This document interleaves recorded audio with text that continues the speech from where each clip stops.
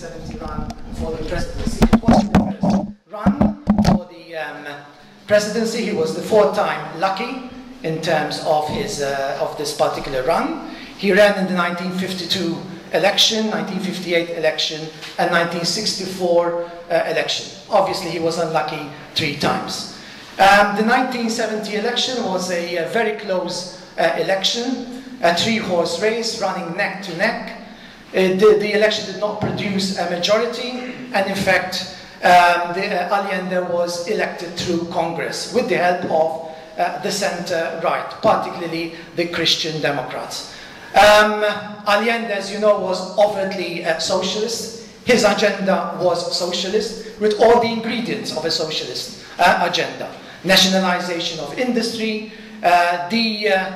privatization of agriculture, collectivization, etc. And obviously, this agenda did not go down well with the opposing forces. In fact, Allende was resisted at all levels, at the legislative level, at the judicial level, at the street level, okay, and obviously internationally, overtly and covertly through the CIA, until obviously we come to the inevitable 9/11, 1973, okay, a coup d'etat led by General Augusto Pinochet, who brought an end to presidential democracy in Chile. As you know, Pinochet lasted for a number of years, from 1973 to 1990.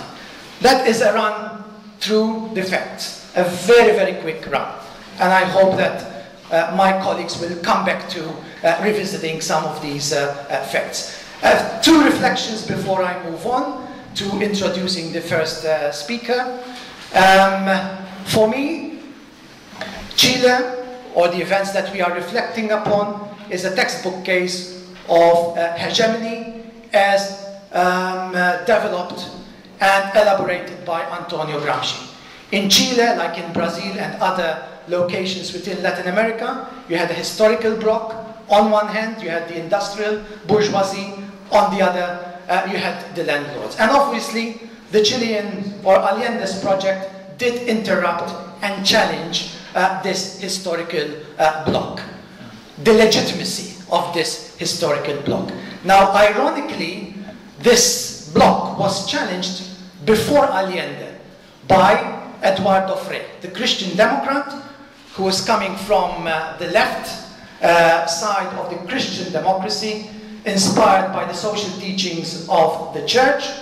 Frei, who introduced deprivatization and redistribution of land. He also introduced nationalization of industry. He embarked on a national literacy campaign where Paulo Freire was a protagonist. His fortunes lasted for 2 years until obviously his activities were resisted internally. Now Frei was one of us, so the internal contradictions were solved internally. But Allende was not one of us. And in comes, therefore, the other dimension of hegemony. Not the institutions of civil society, but violence.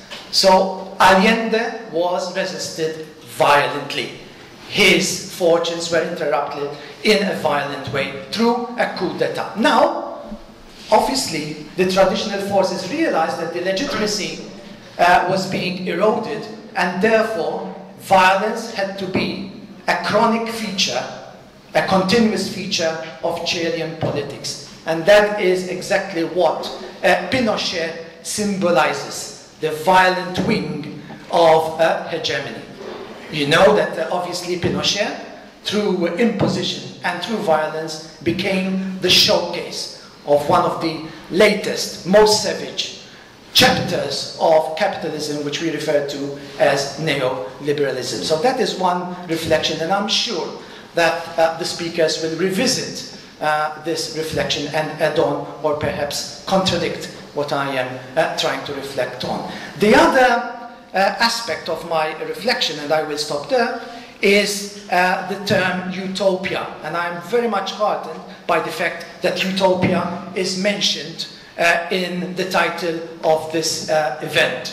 The mantra goes that there is no alternative to capitalism. Okay? And obviously that capitalism and democracy go hand in hand. That the capitalism, without capitalism there is no progress, there is no growth, etc., etc.